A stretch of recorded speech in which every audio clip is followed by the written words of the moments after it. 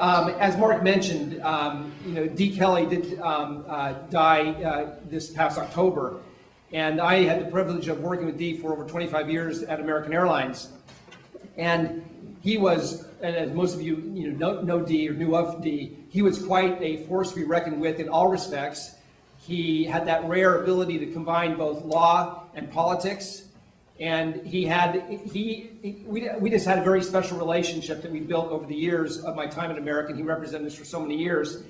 And we used to say, I would always tell my attorneys, you never cross over the Tarrant County line unless Dee Kelly or one of his lawyers is with you.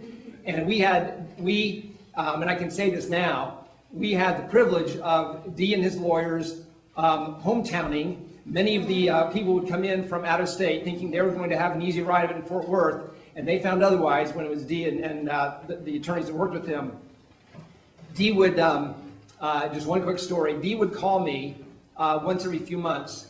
And it was always, Mr. Kelly would call me directly. He wouldn't have his assistant get me on the phone or anything. He'd call me and say, and he'd speak very rapidly.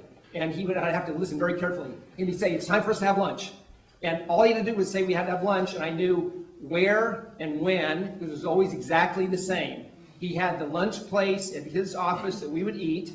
The table was the same. They didn't have to bring menus. He always had this breakfast for lunch, and would have this pleasant conversation, asking how the company was doing, which usually wasn't very well at the time in the airline business. But then he'd always say, okay now, that we can do the same legal work, get a much better result at much less rate than those high-priced New York lawyers are paying.